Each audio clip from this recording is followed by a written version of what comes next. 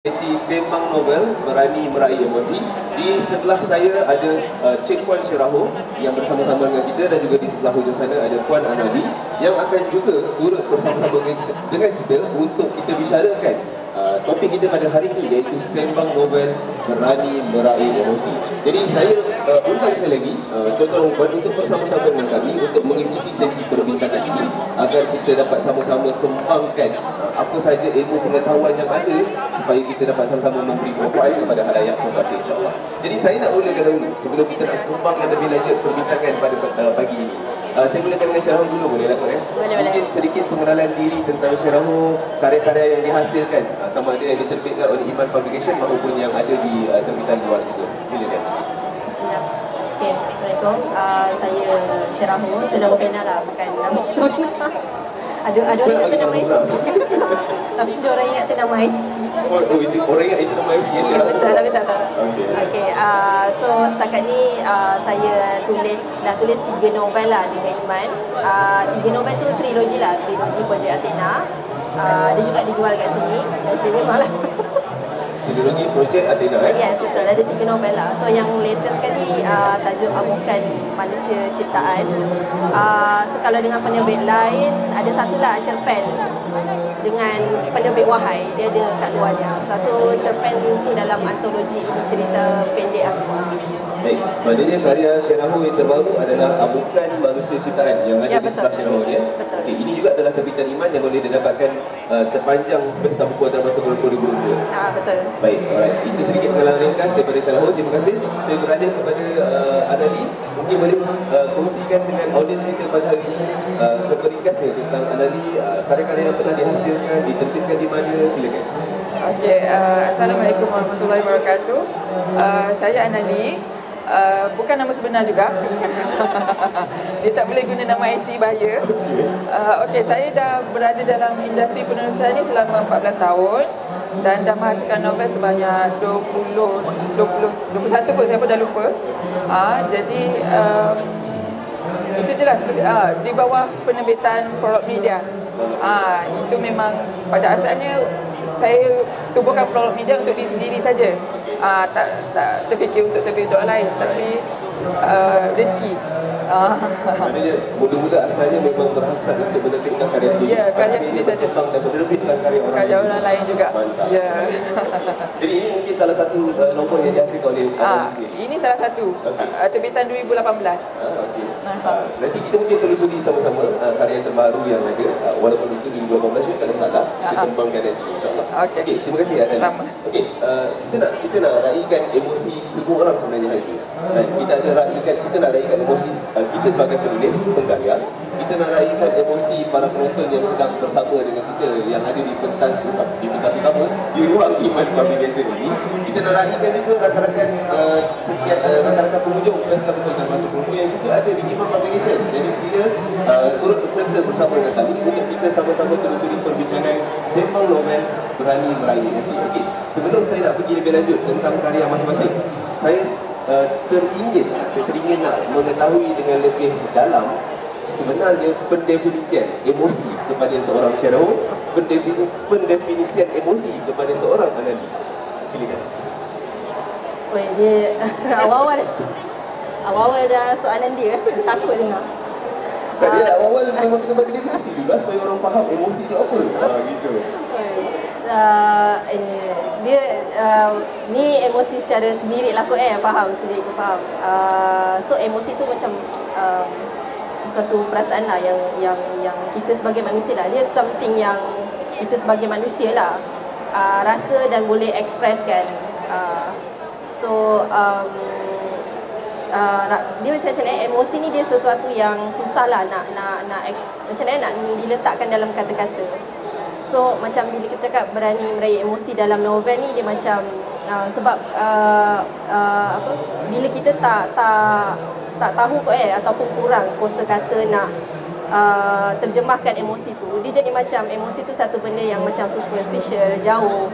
Dia macam kalau orang kan dia suka tanya apa itu cinta, something like that kan. Dia macam something yang susah nak dijelaskan melalui kata-kata. So dia macam dalam kat emosi, sesuatu yang susah, sesuatu yang kita semua ada in common, kita semua tahu, kita semua kenal, tapi kita semua macam tak tahu apakah dia secara form dia, secara akademik dia tak macam kita cakap apa tu pokok kan. Kita boleh lah explain pokok tu ada daun, ada batang, apa benda, warna sekian. Tapi emosi ni dia macam banyak, kejap itu, kejap ini, gitulah, dia macam tak solid macam objek. Itu kot yang saya boleh cakap tentang emosi.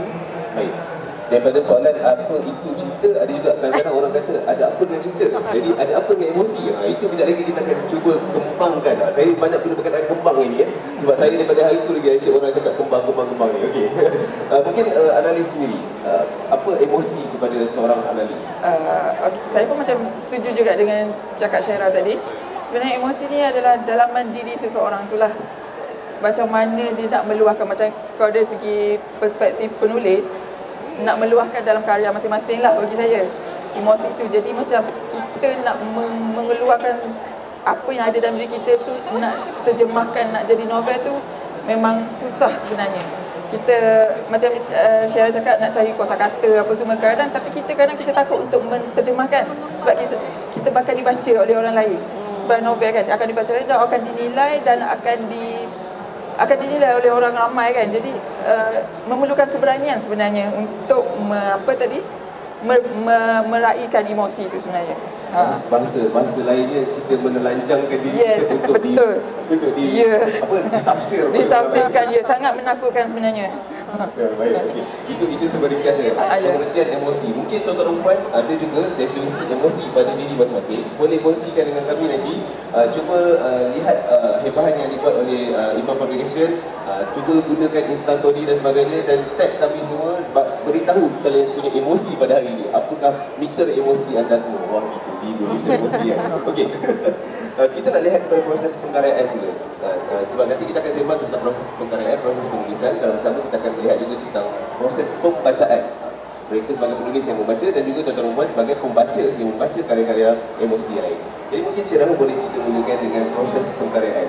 Bagaimana dalam garapan novel-novel, tadi ada projek Athena, terbaru ada Amukan Manusia Ciptaan. Bagaimana Syirah menggarap emosi, menterjemahkan tadi kan, nak menterjemahkan tu, nak menelanjangkan diri dalam pengkaryaan misalnya. Saya menggunakan perkataan ini walaupun kita di Iman Publication di Iman ya, saya mungkin cukup beriman insyaAllah. Silakan. Okay. So saya cerita terutama novel yang latest saya lah, sebab kalau siapa yang baca tiga-tiga novel saya, yang ketiga ni dia lain sikit daripada yang satu dua. Sebab Athena 1 dan 2 tu memang saya tulis purely to have fun. Gitu boleh kan?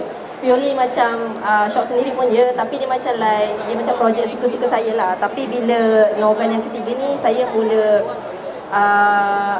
editor saya lah, dia start dengan soalan. Bila saya nak tulis yang ketiga tu kan, saya tak ada idea macam mana nak tamatkan novel ni kan. So macam editor saya masa tu Kak Auni Zainal, so dia cakap dengan saya, apa lagi yang sebenarnya Athena belum jumpa dalam hidup dia, jumpakan dia. Lepas tu macam, wah mak gini. Termenung lama jugalah fikir, sebab macam tak pernah fikir sedalam itu untuk karakter sendiri.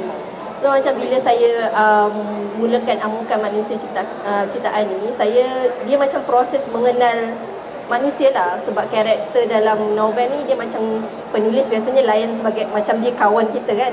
So macam, oh ni macam like aku kena kenal Athena, aku kena kenal watak dalam ni, Natalia. Semualah yang saya pernah cipta dalam dunia projek Athena ni. So bila saya tulis Amukan Manusia Ciptaan ni, benda yang saya nak masukkan dalam Amukan Manusia Ciptaan ni adalah tentang rasa rapuh seorang manusia kot. So macam kalau macam pengalaman kita semua kan, macam kita pernah gagal. Betul, gagal tu biasa. Tapi perasaan bila kita gagal banyak kali, lepas kita cuba yang terbaik, kita akan ada rasa macam aku ni macam memang tak layak ke, rasa macam insecure, rasa nak salahkan diri sendiri. Semua perasaan yang sangat complicated. Bila kita cakap kat orang akan cakap sabarlah gitu. Sebab tak tahu nak cakap macam mana. Sebab kita pun tidak diajar untuk handle emosi yang rumit dan sort of negatif macam tu. Tapi rasanya itu memang common response orang akan Betul. cakap macam sabarlah, bertabahlah. Betul, sebab orang tak tahu nak react macam mana lah. So macam kita akan cakap sabarlah, kita akan cakap adalah hikmahnya tu ataupun macam kalau yang bersih kasar sikit, alah kau ni fikir bukan lah gitu. Sebab macam at one point sebenarnya kadang-kadang bukan kita nak fikir, benda tu dia tercetus lah dalam fikiran kita. So kalau macam saya ada sesi pergi sesi terapi kan, macam apa yang dia bawa dalam sesi terapi tu saya bawa lah dalam novel saya. So benda yang dicakap tu kadang-kadang macam apa yang kita rasa tu, kita rasa otak kita rasa rasional, tapi sebenarnya perasaan tu terlalu kuat sampai buatkan kita irrational. So contohnya macam perasaan kita, benda yang kita boleh kawal dan benda yang kita tak boleh kawal. So macam dalam Amukan Manusia Ciptaan tu, banyak kali lah watak ni dia ada situasi yang dia dah cuba yang terbaik tapi dia gagal. Tapi sebenarnya macam kalau orang yang tak rasa benda tu, kita akan senang je lah kita nak cakap, oh kau dah cuba yang terbaik, nak buat macam mana lagi kan. Tapi untuk orang yang berada di situasi macam tu, dia akan senang rasa, oh kalau lah aku tak buat macam ni, oh kalau lah aku tak buat macam ni, mungkin semua ni tak akan jadi kalau aku tak buat macam ni. So dia macam like perasaan yang kita nak kontrol, benda yang kita tak boleh kontrol, dan benda tu pun dah lepas, kita tak boleh ubah pun. So perasaan yang macam frustrated yang macam tu yang saya cuba letakkan dalam novel ni lah. So itu yang menjadi like main journey watak ni lah dalam novel ni. And itulah saya tak pernah sedalam inilah merungkaikan rasa rapuh manusia dan saya sendiri kot ke dalam novel ni. Itulah kot kalau secara intronya. Baik, saya nak ajukan pertanyaan kepada Anali. Menulis adalah proses untuk kita mengenal diri dalam masa sama. Dan dalam waktu yang sama kita cuba nak membongkar, menyelongkar, merungkai emosi-emosi yang ada sebagai seorang penulis. Dalam masa sama berkemungkinan besar kita sebenarnya sedang meraihkan emosi kita sendiri untuk dibawakan, untuk disampaikan kepada orang lain, dan nak menyampaikan emosi kepada orang lain supaya orang lain yang membaca itu merasai emosi yang sama. Itu adalah satu craft yang berbeza. Bagaimana analis ni berdasarkan pengalaman menulis novel 21 di Family? Okey, sebenarnya setiap novel saya memang ada emosi saya tersendiri. Waktu saya, macam contohnya novel ni lah, waktu ni untuk novel ni sebenarnya tujuan dia satu je saya buat, untuk gadis, untuk anak-anak muda yang ingin mengenal lelaki di luar sana. Sebab saya nak cakap, saya risau terlalu sensitif. Kadang kita banyak jumpa novel yang macam menaikkan hero-hero yang ada red flag, yang perangai macam ni tapi jadi pujaan kan, panas barang pun jadi hero kan. So saya jadi macam geram bila benda-benda tu ada. Kenapa dinaikkan hero? Kenapa lelaki macam tu dinaikkan hero? Perlu ditonjol. Ya, kenapa? So saya jadi macam kita nak naikkan emosi pun. So saya jadi sangat geram. Kalau kita tulis dekat post FB ke mana ke, kadang orang akan kecam balik ke apa kan. Jadi kalau orang akan kata, kalau kita nak penulis ni nak bunuh orang ke, nak marah orang ke, nak mengutuk orang ke, dia kena tulis dalam novel. Jadi orang tak boleh kata apa kan. Jadi saya meraihkan emosi saya dalam novel saya, di mana cerita ni mengisahkan keganasan rumah tangga dan wanita dimanipulasi, anak dimanipulasi, isteri dimanipulasi, dan diorang nak keluar dari kongkongan tu sangat susah. Jadi novel ni dia saya base kepada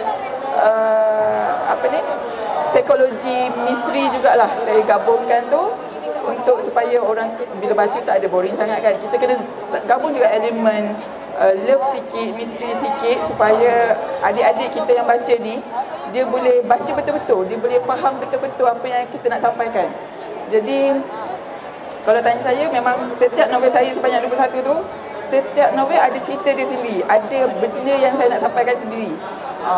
Jadi itulah Okay, kita perhatikan Syarahul dan juga Anali, kita perhatikan beberapa tahun kebelakangan ini boleh dikatakan agak mula timbul dan makin banyak novel-novel yang dilahirkan di pasaran. Malah bukan saja novel fiction tetapi non-fiction dan banyak lagi buku-buku yang dihasilkan yang meraihkan emosi, yang memberi validasi kepada apa yang kita rasa.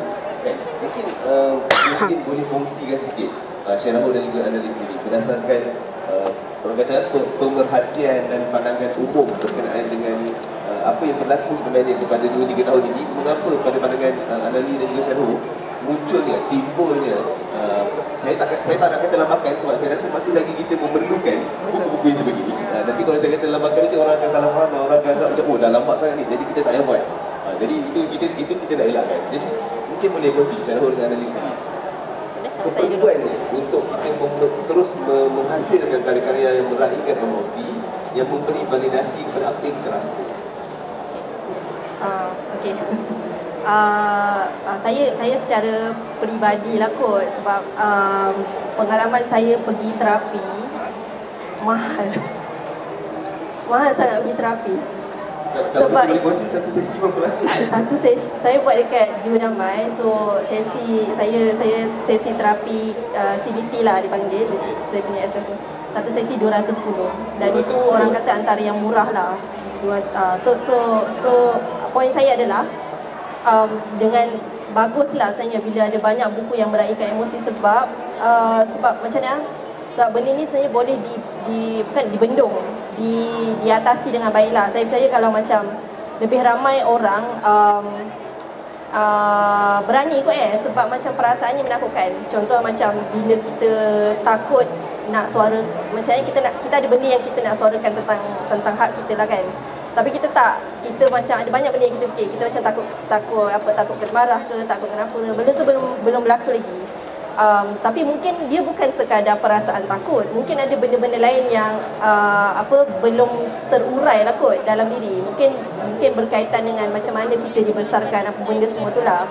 So macam banyak kalau saya boleh cakap lah, dia macam banyak benda yang emosi yang tercedera ni kita tidak diajar macam mana untuk berhadapan dengannya. Contohnya macam masa kecil-kecil kalau kita jatuh, kita tahu lah nak cek minyak gamat ke apa benda, mak suruh siapa lah minyak gamat ke apa benda. Tapi kalau kita tiba-tiba cakap kan, saya terluka dengan apa yang awak cakap kepada saya ni. Kita pun tak tahu nak react macam ni kan. So dia macam like kita tak tahu nak berhadapan dengan emosi yang kita selalu label negatif, tapi sebenarnya bukan negatif. Dia macam complicated je lah, dia macam rumit. Sebab kita tahu nak meraihkan benda yang gembira, tapi kita tak tahu nak meraihkan benda yang sedih, benda yang susah, benda yang traumatik, benda yang bila buku-buku ni ada start banyak dekat pasaran, saya macam gembira lah kot sebab macam benda-benda macam ni boleh buatkan kapasiti emosi kita tu lebih boleh lah menerima perasaan-perasaan yang complicated. Contohnya macam ada satu buku ni saya suka refer lah masa saya tulis Amukan tu. Buku Maybe You Should Talk to Someone. So tu ditulis oleh psikologi lah. So dia macam bila dia tulis dia tulis pengalaman dia sebagai terapis dengan klien-klien dia. So macam dia macam mana? Walaupun dia seorang terapis, tapi dia juga menghadapi situasi yang susah juga. Walaupun dia terapi, kadang-kadang macam kita tengok terapi tu, mesti dia tak ada masalah nak handle emosi yang complicated. Tak, dia pun manusia. So macam at the end of the day, macam kita bukanlah kita tak tahulah nak cakap macam ni macam kadang-kadang kita ni terlupa nak jadi manusia kot sebab macam benda-benda sekarang dah teknologi, benda yang ni dia mungkin kalau satu sisi ekstrimnya, kalau boleh emosi ni pun nak digitalkan. Tak tahulah kan, wallahualam. Saya banyak sangat baca benda sci-fi kan.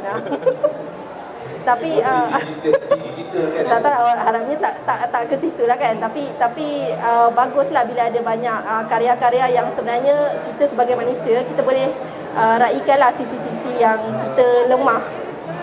So macam buku Problem Media pun tengok macam ni cakap pasal tekanan dalam rumah tangga. Itu macam tu macam benda yang jarang kan orang sebut. Benda-benda yang kuat, bukan dalam perbualan harian kita nak cakap pasal isu rumah tangga ke, kita nak cakap pasal macam mana orang tu kena manipulate. Dia bukan dialog harian kita. So macam bila benda ni ada dalam buku, ada dalam novel, dan hopefully makin banyak lah in the future dia buatkan kita tak lupa kot jadi manusia. Macam merepek jauh dari saya cakap. Okey. Mungkin sambungnya kepada Anali sendiri, mungkin nak respon kepada keperluan penerbitan buku-buku meraihkan emosi ni yang sangat banyak sekarang ni. Saya tak nak kata lambakan lah tadi. Okay. Sebenarnya saya seronok bila ada banyak novel-novel macam tu, sebab dia boleh merancakkan kita punya industri. Sebab kalau dulu ada one point industri tu macam slow sikit kan. Sekarang macam dia back to yang dulu balik. Jadi dia saya lihat pun macam yang banyak baca dah orang remaja, anak-anak remaja. Jadi bila ada buku-buku macam ni, kadang kita tak tahu macam Syirayan dia ada problem ke apa ke kan. Jadi bila ada buku macam ni boleh bantu dia, kadang dia malu nak meluahkan apa ke, dia cari buku untuk baca. Tidak open up kepada mak ke misalnya. Adik ke mak malu. Jadi dia akan cari buku-buku yang ada relate dengan diri dia, masalah dia dan dibaca. Dan bagi saya itu ada satu yang pengembangan positif jugalah. Sebab selalunya kalau sebelum ni kita banyak refer pada buku luar negara apa kan. Zaman saya dulu banyak kena baca buku English, nak cari versi Melayu tak ada. Itu kata dia sebut zaman saya dulu. Terlupa. Jadi macam bila ada sekarang dah banyak sangat dalam buku Melayu, penulis Melayu, jadi saya rasa seronok. Kita penulis yang fiction pun boleh macam tumpang sekali dalam industri tu, dalam gelombang tu lah. Bagi saya memang bagus. Baik, okey. Tuan-tuan dan puan, para pengunjung yang sedang berada di sekitar Royal Y Iman Publication, sekarang ini sedang berlangsung sesi sembang novel Berani Meraih Emosi bersama-sama dengan saya Hafiz Hatim atau Bang Fiz. Juga panelis kita, di sebelah kiri saya ada Cik Puan Syirahul dan juga di sebelah hujung sana ada Puan Anali. Kita nak sembang-sembang santai berkenaan dengan novel fiction, berkenaan dengan bagaimana kita mahu meraih emosi kita, memberi validasi kepada apa yang kita rasa. Jadi sekiranya tuan-tuan yang berada di sekitar kawasan ini yang sedang mendengar suara lunak berdu saya, wah gitu, nak puji di sini juga kan, boleh sila-sila datang rapat-rapat dengan kita. Oh ya, di belakang pun ada. Saya tu ingat di depan dia, apa saya, tuan-tuan puan yang berada di belakang sedang cerita 360 darjah ni lah. Kalau ada silakan kita raihkan emosi kita bersama-sama di ruang acara Iman Publication. Okey, saya nak teruskan sikit lagi berkenaan dengan tadi proses pengaraan sebagai seorang penulis, tetapi sebagai seorang pembaca pula, saya nak beralih sikit sebagai seorang pembaca. Syirahul mungkin ada bahan-bahan bacaan tersendiri yang sebenarnya dilihat membantu dalam proses penulisan dah satu hal lah, tapi dalam proses membantu diri sendiri untuk lebih meraihkan emosi yang ada. Mungkin Syirahul boleh kongsikan bahan-bahan bacaan yang ada. Kongsi buku ke? Mungkin kalau nak kongsikan, ada mungkin buku yang memberi impak kepada Syirahul untuk meraih emosi misalnya. Mana tahu buku Audi Zainal kan? Sebab selalu banyak kali dalam sesi dengan sebut buku Audi Zainal. Saya fan dia, tak ada. Itulah, itu kan nampak dekat depan sebab tu sengaja petik nama.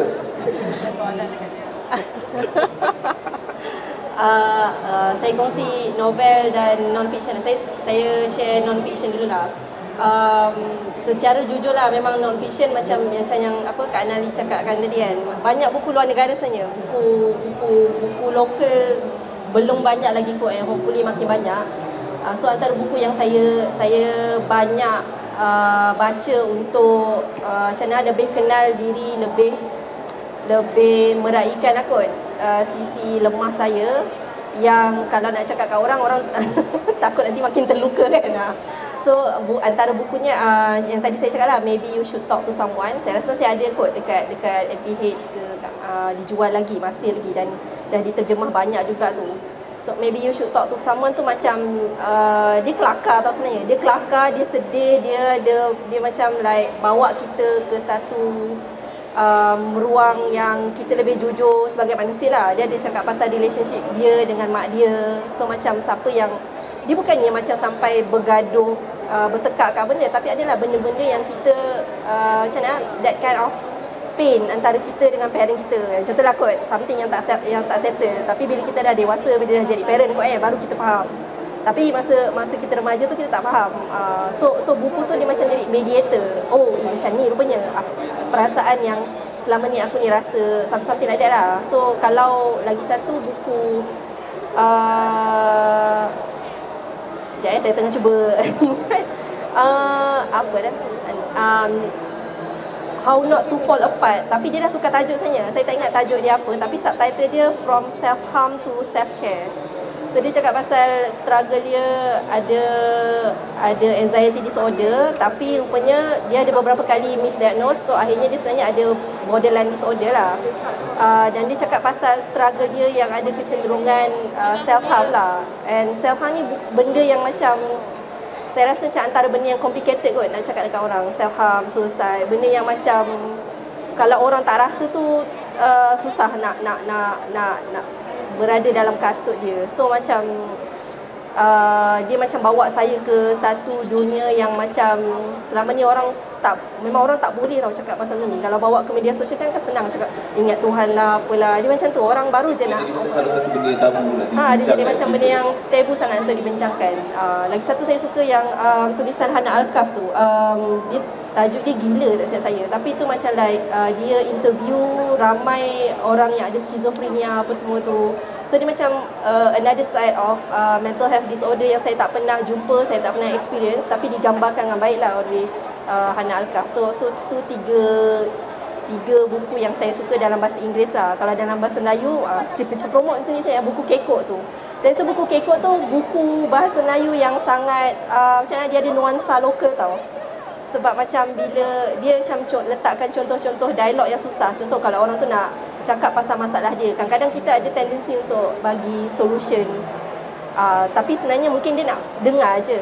Tapi kita tak pernah diajar macam mana nak mendengar. Contoh kot, so macam buku Kekok tu antara buku yang saya suka lah, dan saya suka rujuk banyak kali lah untuk dibaca. Okay, tu non-fiction lah. Kalau macam fiction saya, fiction yang saya suka, itulah yang Puan Ernie Zainal tulis. Boleh dapatkan buku dia, Mawadah Ilmi. Tu 3 kali saya nangis. Okey, dengar tadi Mawadah Ilmi jadi saya rasa masih lagi ada di Renuai Iman Publication ada. Boleh dapatkan. Sila-sila boleh dapatkan terus dengan penulis. Di belakang saya ni saja. Mawadah Ilmi ingin pulang. Penulis yang ada di sini boleh terus dapatkan tandangan juga sebentar lagi. Teruskan. Betul tu. Support dia supaya dia tulis lagi banyak novel. InsyaAllah. Tu saya novel lokal yang menangis-menangis ni saya tak banyak baca, baru je nak baca sebab saya penat dah menangis. Gitulah, tapi siapa yang memang betul cari novel yang menangis tu, Mawadah Ilmi. Apa lagi novel menangis? Dia nak novel menangis je. Dia nak novel menangis je. Emosi bukan dah nangis je kan? Tapi sebab menangis yang paling susah kan. Nak esok kalau marah kita marah, kita macam campak barang ke apa kan. Tapi macam menangis kita selalu macam tak terkeluar kot tak tahulah kan. Okey, ada lagi? Tak ada, aku dah blur dah. Puan analis sendiri, saya dah guna puan dah. Tak apa. Analis sendiri macam mana? Berdasarkan bacaan yang ada, apa yang mungkin kita boleh kongsikan dengan audiens pada hari ini yang memberi impak lah kepada analis sendiri? Kalau nak tanya buku, saya memang dah lupa tajuk sebenarnya. Banyak sangat dah baca, memang lupa. Tapi saya suka baca fiction, memang saya suka baca lah. Tapi saya suka baca buku-buku tentang penulisan sebab saya memang kurang, saya tak pandai menulis. Asalnya memang tak pandai menulis itu satu novel ni. Saya memang tak ada basic menulis dulu, memang tak ada, zero. Jadi sampai sekarang saya akan baca. Even dah baca, saya akan ulang balik sebab untuk bagi nak refresh balik kita punya ingatan lah macam mana. Dan antara buku yang non-fiction saya baca, selalunya saya baca pasal karakter, sebab itu boleh membantu untuk kita menulis novel kan. Macam saya lupalah tajuk apa buku tu, dia pasal ada identiti yang kita boleh baca. Setiap orang ni ada karakter dia ada 4 jenis karakter tu kan, saya dah pernah lupa. Jadi dari situ bila baca benda-benda tu, saya boleh masukkan dalam novel. Boleh bantu untuk saya bina karakter dalam novel. Tapi kalau tanya banyak, kalau setiap kali saya berhenti menulis, saya nak start baca, saya akan baca novel yang lain pada saya nak tulis lah. Lagi satu, memang buku penulisan saya kena baca. Saya kena refresh balik-balik. Memang kadang-kadang saya pun sekarang pun dah 21 pun saya ambil lagi kelas menulis ke secara online apa semua, masih baca. Jadi kalau nak tanya pasal buku, memang tak tahu nak cerita lah sebab banyak sangat kat rumah, terlupa tajuk. Kita faham sebab proses bukan proses, kita penulis juga adalah seorang pembaca. Ya. Memang banyak. Baik, okey. Ada lagi nak tambah? Tak ada. Okay, baik. Saya nak beralih sikit. Tadi kita bercakap tentang proses pengkaryan sebagai seorang penulis, kita melihat diri kita sebagai seorang pembaca, dan sekarang ini kita nak masuk sikit ke dalam industri pula yang diberkatakan dia. Gitu kan. Saya kena ikut flow yang diberikan, kalau tak saya tak dipanggil lagi. Okey. Kurang ya. Okey. Mungkin Syarah boleh kongsi sikit. Dalam Iman sendiri, saya difahamkan Iman juga, Iman Publication maksud saya sendiri memang sangat banyak mengetengahkan ataupun menghasilkan ataupun menerbitkan buku yang berani meraih emosi. mungkin boleh kongsikan apa sebenarnya yang cuba nak dibawa dalam Iman Publication melalui penerbitan buku-buku yang meraih emosi seperti yang kita lihat sekarang ni lah. Ada Mawadah Ilmi Ingin Pulang, Sehingga Yang Patah Tubuh, ada lagi, banyak lagi kan? Bukan Manusia Ciptaan dan lagi. Silakan. Kalau novel secara khusus pun yang Iman terbitkan, basically melalui perbincangan dengan editor, sembang-sembang dengan kawan, saya mewakili Iman aku mengatakan apa yang kita orang cuba nak capai melalui novel-novel yang Iman terbitkan tu adalah satu bentuk kelegaan kot. So macam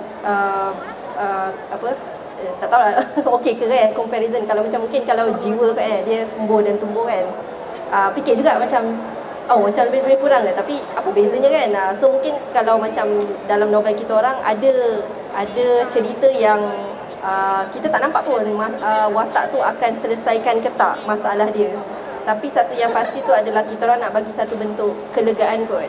Maksudnya macam Mawadah Ilmi kan, quote novel banyak sangat malu dia. So macam ni spoiler lah kot boleh yang tutup telinga 10 saat. So di hujung cerita tu wataknya macam tipikal cerita kan, macam apa, dia ada happily ever after, dah kahwin, dah gembira, dah tu. Tapi kalau macam Mawadah Ilmi tu dia start dengan dia akhirnya berani untuk mulakan sesuatu yang terbaik untuk diri dia. Seorang macam tu lah. Tapi kita tahu adakah dia berjaya ke tak solvekan benda tu. Tapi kita rasa lega lah bersama-sama dengan watak Mawadah tu dalam novel ni. Sama juga macam Sehingga Yang Patah Tumbuh ni, dia ada happy ending lah. Kita nampak lah happy ending. Cuma je sepanjang cerita tu kita rasa sakit lah, sebab watak dalam Sehingga Yang Patah Tumbuh ni dia ada toxic relationship dengan lelaki ni dia tak sure lah, dia mungkin dia manipulate perempuan ni, tapi mungkin dia tak sedar kot. So macam that kind of toxic relationship, maksudnya dia buat perempuan ni macam mana dia rasa perempuan ni entitled untuk serve dia. Macam tu lah kalau boleh saya cakap. Dan so bila macam watak Nawal dalam Sehingga Yang Patah Tumbuh ni, dia nak tinggalkan lelaki tu, lelaki tu tak boleh move on pula. Macam kenapa kau nak tinggalkan aku, macam tu lah. Dia macam tak boleh move on, something like that lah. Tapi relationship macam tu satu yang annoying tau.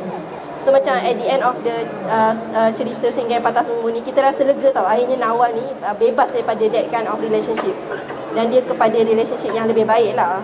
So tu kalau nak kata persamaan antara semua novel yang ada lah, satu bentuk kelegaan lah kot kalau novel secara khusus. Mungkin kalau Iman secara general, non-fiction, fiction tu kita orang buku-bukunya lebih kepada nak tackle masalah lah. Bukanlah masalah sangat, bukan kita nak selesaikan masalah pembaca, walaupun itulah menjadi aim dia. Tapi lebih kepada kita nak highlight apa sebenarnya yang pembaca ni concern, dan kita nak cuba bawakan dalam buku-bukunya. So kalau macam untuk novel, perasaan-perasaan yang macam ni lah, perasaan yang tak selesa untuk dicakap, tak boleh nak cakap, tertahan-tahan. Kita nak bagi satu kelegaan tu lah. So kita nak setiap pembaca tu, bukanlah baca tu dia terus lega, maksudnya masa dia baca tu, ni perasaan yang sama agaknya lah. So hopefully lepas dia baca tu, lepas dia tengok karakter tu, dia berani juga sebagaimana watak dalam cerita tu berani menghadapi perasaan-perasaan dia, dan menjadi kelegaan lah kepada membaca. Macam tu lah kot kalau boleh saya cakap. Kalau salah minta maaf editor. Kita orang-orang yang patah dan berani untuk tumbuh. Sebab dulu saya nampak patah untuk tumbuh kan. Sengaja kan. Kita orang-orang yang patah dan berani untuk tumbuh dengan membaca, insyaAllah. Analis sendiri bagaimana melihat soalan yang lebih kurang tadi dengan Iman juga, dengan Iman punya situasi juga kan, dengan penghasilan novel-novel, sama ada analis sendiri ataupun mungkin dalam karya prolog media sendiri misalnya kan, bagaimana melihat apa sebenarnya yang mahu diketengahkan ataupun apa yang mahu digalakkan untuk memberi laluan. Kalau Iman tadi kata memberi kelegaan kepada pembaca, kalau analis tu macam mana? Kalau dari segi Iman, saya faham maksudnya. Dia macam dia kepada arah emosi sikit kan. Kalau novel saya dan novel prolog media pula, dia lebih kepada kreativiti. Sebab kita kekurangan novel yang ada genre. Jadi saya memang teringin nak baca novel yang bergenre bahasa Melayu. Sebab selalu saya baca novel English kan, macam mana aku nak cari novel Melayu? Tak ada, cari tak jumpa. Jadi saya rasa jadi terpanggil untuk saya mulakan dulu dan saya cari pelapis-pelapis iaitu penulis-penulis lain lah untuk sama-sama join untuk memeriahkan pemilihan novel fiksyen dalam Malaysia ni. Jadi berbeza sikit lah antara kami berdua. Kami kepada fiksyen, kreativiti, kepada yang penulisan novel kan. Emosi tu adalah satu bonus jugalah kami letak kat dalam tu kan. Jadi itu je lah. Saya nak sambung sikit lagi. Mungkin dulu boleh memberikan pandangan berdasarkan apa yang saya cuba ajukan. Kita lihat kadang-kadang ada novel yang mendapat peluang. Ada novel-novel yang mungkin mendapat peluang untuk diketengahkan menjadi adaptasi televisyen, drama TV. Ada yang menjadi adaptasi kepada talian movie misalnya ataupun filem sendiri misalnya kan. Adakah itu sedikit sebanyak memberi satu lonjakan kepada novel tersebut sendiri dalam usaha untuk meraihkan emosi bukan hanya kepada pembaca tetapi juga kepada penonton drama, penonton filem, penonton filem sendiri, atau pandangan kalian bagaimana? Adakah itu boleh menjadi satu lonjakan? Kepada emosi? Itulah dulu. Saya serah kepada dulu untuk memberi respons kepada soalan tersebut. Susah soalan ni. Semalam fikir. Semalam fikir? Macam dah dapat jawab soalan bocor lah dia semalam fikir. Pernah dibisik-bisik. Saya sejujurnya saya tidak arif lah kot kalau nak mengulas sangat pasal benda ni. Tapi saya nampak kalau satu novel tu dapat diadaptasi jadi drama, dia satu peluang yang bagus lah untuk penulis lah kot, terutamanya untuk penulis tengok karya dia tu boleh menjelma dalam bentuk yang berbeza selain daripada novel kot tak tahu nak cakap macam mana meraih emosi tu. So kalau macam dia macam conflicting sikit kot sebab macam yang buat filem ke apa tu bukan penulisnya. Contohnya macam Harry Potter kan. Harry Potter yang jadi filem tu dia memang fokus cerita dia dan dunia wizarding world dia kan. Tapi macam dekat filem belakang-belakang tu tiba-tiba sejak bila Harry Potter bercinta dengan ni, sejak bila dia ada relationship macam ni, tiba-tiba dah jadi rupanya dalam buku. So macam contoh yang diadaptasi tu banyak. Kalau barat banyak contohnya adalah banyak yang dipotong lah. Banyak yang dipotong bila dalam movie. So kalau industri lokal ni saya pun tak pasti. Dia kalau dalam adaptasi sendiri kita boleh faham kadang-kadang kenapa kita terpotong di sana sini tu sebab misalnya kalau katalah kita ambil bukan manusia ciptaan misalnya kan, kalau novel setebal ini kalau kita nak kompres dan padatkan dalam satu telefilm misalnya yang 1 jam saja, mungkin ada banyak kekangan-kekangannya dan itu yang menjadikan dia mungkin terpecah-pecah atau terpotong-potong lah kan. Tetapi menarik juga sebenarnya sebab kadang-kadang dengan terpecah ataupun terpotong itu kita nak raihkan seluruh emosi yang ada dalam sebuah karya asalnya yang sebelum diadaptasi. Itu adalah satu hal yang boleh kita fikirkan bersama juga untuk dikembangkan. Mungkin Anali ada respons itu? Soalan dia apa tadi? Pasal karya-karya novel diadaptasi kepada drama, telefilm, filem dan sebagainya. Ledakannya adakah membantu untuk meraih emosi pembaca, penonton? Kalau dari segi bercakap pasal dari segi emosi, kalau tengok apa sambutan drama sekarang ni, kita lihat memang dia, kita boleh lihat ada yang sampai bergaduh disebabkan novel adaptasi kan. Itu memang dah terbukti ada lonjakan emosi kat situ kan. Cumanya yelah, macam saya pun nak bercakap isu ni macam dia ada part yang sensitif yang tak boleh nak sentuh. Saya pun tak tahu yang mana saya boleh sentuh, yang mana saya tak boleh.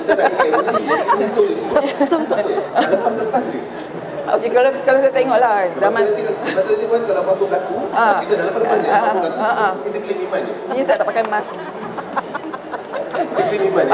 Okey. Sebab dia jemput kan. Kena apa-apa semua kita tak iman je tu. So dia settle kan. Kalau zaman saya, zaman lagi Kalau kalau zaman saya dulu apa yang saya tahu novel adaptasi ni, novel yang bagus, novel berkualiti, novel yang best kita tahu. Kalau adaptasi memang novel tu memang terbaik. Memang dari segi emosi dia ke, dari segi cerita dia memang terbaik. Tapi bila dah 10 tahun sekarang, 15 tahun sekarang ni dia dah berubah sikit. Dia mau TV, mau kepada TV lah. TV kebanyakan dia mencari novel yang boleh bagi dia orang komersial, dia orang punya Kena ada juta followers. yes, ya, dia kena benda-benda macam tu. Kalau tak nak sebut, saya sebut kan. Dia dah tak perlu novel yang ada emosi sangat ke, dia dah tak perlu novel berkualiti sangat, dia tak perlu. Dia perlu untuk ada viewers, boleh naikkan rating, marketing, semua tu. Dia cari yang tu je. Jadi itulah, saya pun tak tahu nak cakap macam mana. Maka dari segi pendidikan ataupun membumikan kebijaksanaan tempatan, membumikan kebijaksanaan tempatan kepada masyarakat itu sudah pun tidak dapat ditingkatkan. Dia ada campur aduk soal. Okay. Telepati. Soal minum saya tak faham tu. Jangan, dia saja korek. Jadi macam kalau sekarang pun saya dah kurang tengok novel adaptasi. Even novel saya pun diadaptasikan. Kalau lihat sendiri hasilnya pun boleh dikatakan 50%, 60% saya okey lah kan. Memang saya tahu diorang tak boleh nak ikut exactly novel kita. Sebab kita bayang novel saya tu ada time travel sikit kan. Masa diorang cakap nak diadaptasi, saya pun terkejut. Korang gurau ke kan? Takkan kot, tak mungkin diadaptasi, tak mungkin. Lepas tu dia cakap, betul-betul diadaptasi, siap dia bagi surat baru saya percaya novel saya diadaptasi. Saya pun bila dah tahu tu, saya dah fikir balik, diorang nak buat macam mana novel ni? Sebab dia ada time travel, diorang nak buat macam mana? Sebab latar yang saya tulis tu dalam 1998. Tak ada maybe, tak ada apa kan, kereta apa je, ada telefon, tak ada apa telefon yang screen pun tak ada. Macam mana diorang nak buat scene tu? Rupanya bila jadi drama, diorang ubah. Daripada latar 1998 tu dia buat tahun 2000. Jadi kita sebagai penulis macam frust lah sebab dia tak mengikut apa yang ni kan. Jadi dari segi penghasilan tu je lah. Kalau dari segi untuk menyampaikan dalam cerita dia, diorang boleh sampaikan. Tapi dari segi teknikal menghasilkan tu, dekat Malaysia ni masih merisaukan jugalah. Kalau saya bersembang dengan kawan-kawan pun rata-rata ada dia menghasilkan novel yang khas untuk adaptasi. Novel yang tak diadaptasi dia tak nak, dia tak akan adaptasi. Sebab kita orang tahu bila adaptasi ni boleh naikkan nama syarikat penerbitan, boleh kenalkan lagi orang dengan novel kita kan. Itu ada dia punya positifnya lah. Negatifnya saya tak boleh sentuh banyak. Kita pun tahu ada rakan-rakan penulis yang memang kalau mereka menghasilkan karya ataupun mereka menghasilkan novel, memang ada yang memang di-customizekan untuk diterjemahkan atau diadaptasi di drama dan sebagainya. Jadi kadang-kadang itu juga mungkin menimbulkan yang isu-isu yang terjadi sekarang ni, mengatakan bahawa kebanyakannya akan hanya menjadi karya template semata-mata. Betul. Macam kalau saya sendiri pun kan, kalau siapa minta novel ni, saya tanya dulu siapa produsernya. Kalau saya macam tak berkenan, saya macam lambat sikit lah nak bagi respon kan. Tapi jadi macam 2 tahun kebelakang ni saya menghasilkan novel yang siapa nak ambil, siapa nak adaptasi, siapa nak pitching, okey ambil. Itu aku tak kisah, kau nak cincang ke, kau nak apa, aku tak kisah kan. Tapi ada setengah novel yang saya tak suka diadaptasi. Walaupun boleh naikkan sale ke apa, saya tetap sayang novel fizikal tu lagi. Baik, mantap.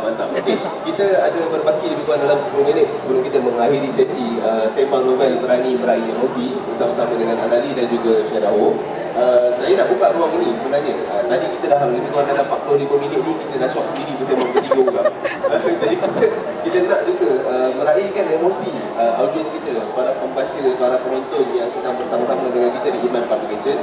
Kalau ada yang sedang membuat siaran langsung, saya minta maaf lah, kita tak dapat nak raikan soalan yang ada di Facebook ataupun di Instagram dan sebagainya. Jadi saya nak raikan tuan-tuan dan puan, sekiranya ada soalan yang mau diajukan kepada Anali dan juga Syaraho, saya buka ruang ini kepada anda semua untuk kita sama-sama telusuri perbincangan Berani Meraih Emosi. Ada? Ataupun kalau tak nak pun bertanya soalan, nak berkongsi perasaan, nak berkongsi emosi. Saya rasa saya nak tunjuk dulu pada Audi Zainal. Tak lah dia tak nak tunjukkan saya punya sesi kan. Jadi saya ada authority untuk buat apa saja kan. Yes. Mantap. Mantap. Okay. Jadi mungkin Audi boleh kongsi kot pengalaman sikit sebagai seorang penulis juga. Sebab banyak kali juga disebut tentang mawadah linki ingin pulang. Sebagai seorang pengkarya, sebagai seorang penulis, apa yang mungkin Audi mahu mendekatkan, mahu meraihkan emosi sama ada diri sendiri dan juga penonton, pembaca sendiri. Mungkin boleh kongsi pengalaman? Kejut lah saya. Kejut. Saya beri masa 5 saat untuk bertenang. Lepas tu respon kepada soalan saya. Soalan ni kenapa menulis hak? Kenapa menulis dan lepas tu menggarap emosi sendiri dan juga emosi kepada pembaca. Sebenarnya saya mula-mula menulis dahulu pada zaman dahulu. Dia pun dah juga pada zaman dahulu. Habis semua.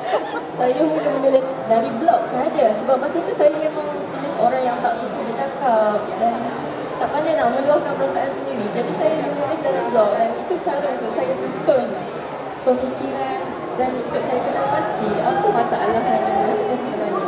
Dari situ saya start menulis cerita dan dia jadi macam satu habit untuk saya mengenal perasaan sendiri. Jadi bila saya tulis tu, saya akan pastikan perasaan saya ataupun konflik itu dah selesai dalam diri saya dahulu, barulah saya nak kongsikan dengan orang lain.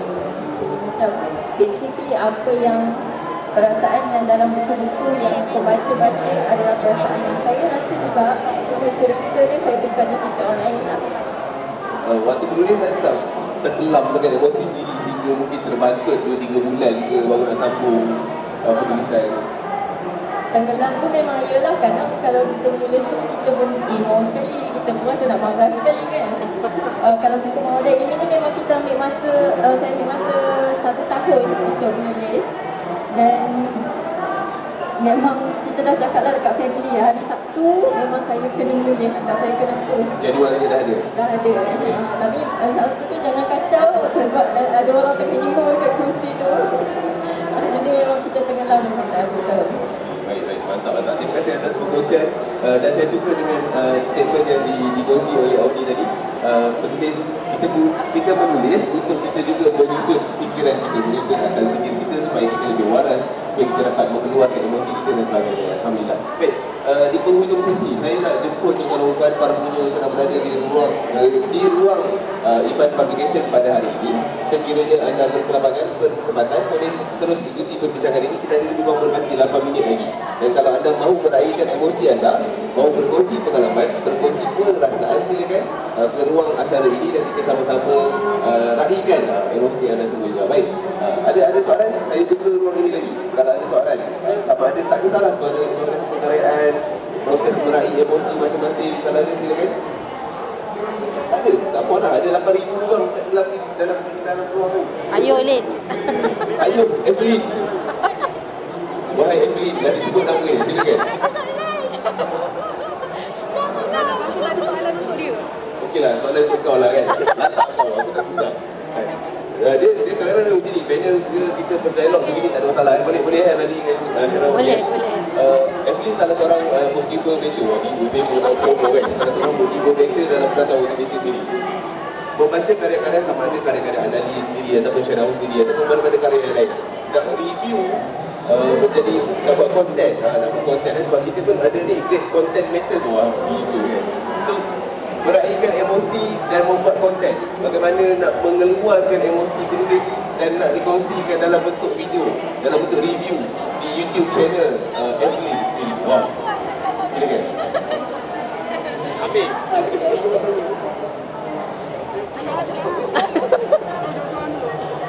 Okay, so sebagai reviewer pada buku ni, yang pertama memang kita akan expresskan secara terus pada kamera lah.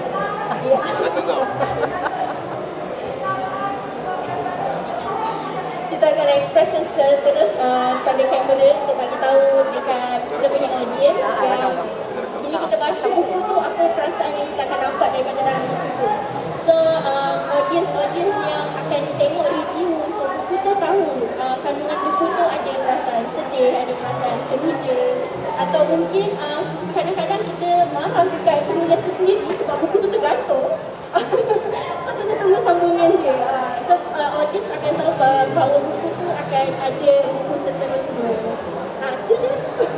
So keluarkan emosi dia orang. Kalau dia orang tadi kata macam apa Syarul cakap tadi kan, nak menangis 3 kali sebab dia baca. Tapi kalau nak review macam mana? Nak menangis dalam review je. Kalau dalam review tu kita tak payah menangis, tapi kena disclaimer yang kita menangis berapa kali. Okey, baik. Terima kasih Emily atas perkongsian. Okey, saya nak kembali kepada panel kita dengan soalan penutup. Saya rasa kalau boleh saya kita dengan soalan penutup boleh? Okey, kita berikan ruang dan masa kepada mereka. Soalan ni saya sebenarnya dah simpan lama dan saya tak tahu nak ajukan kepada siapa. Jadi saya rasa soalan ni sesuai untuk diajukan kepada Anali dan juga Syarul, kerana kita punya topik memang berkenaan dengan berani meraih emosi. Jadi harap-harap ni kita mendapat jawapan yang saya sendiri dah bertanya lama-lama lah dulu kan. Okay. Kita lihat sekarang ni zaman konten, zaman orang buat konten tak kisah di mana-mana platform. Saya tak nak sebut di mana-mana platform, itu terpulang pada masing-masing punya keselesaan dia.